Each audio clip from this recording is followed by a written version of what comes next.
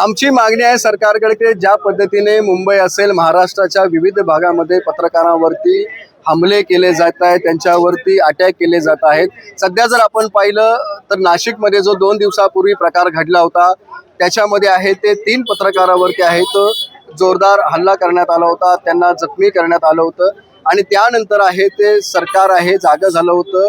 आरोपींना आहे ते अटक करण्यात आलेली आहे. मात्र आमची सरकारकडे ही मागणी आहे की गेल्या अनेक वर्षापासून सरकारनं जो हा कायदा पास केलेला नाहीये, इम्प्लिमेंटेशन केलं नाहीये, कायदा लागू केला नाहीये, त्यामुळे आमची मागणी आहे की हा कायदा हा त्वरित लागू करण्यात यावा. जर हा कायदा लागू झाला नाही तर जे पत्रकार ज्यांच्यावरती हल्ले होत आहेत अशाच पद्धतीचे हल्ले हे समोर सुद्धा यापुढे होत राहतील. जे हल्लेखोर आहेत त्यांच्यावरती या ठिकाणी कुठल्याही प्रकारचं दडपण येत नाहीये, ते घाबरत नाहीयेत कायदा नसल्यामुळे. त्यामुळे जर हा कायदा झाला तर पत्रकारांनी पुढे काम कसं करायचं हा मोठा प्रश्न आहे, तो निर्माण होणार आहे.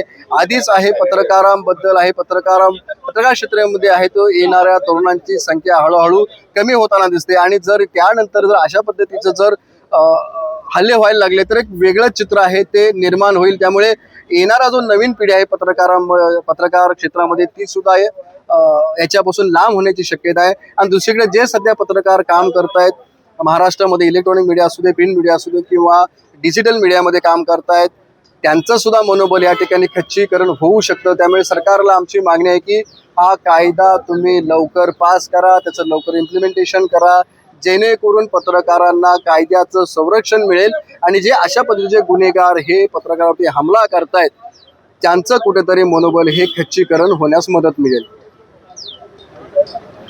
कोण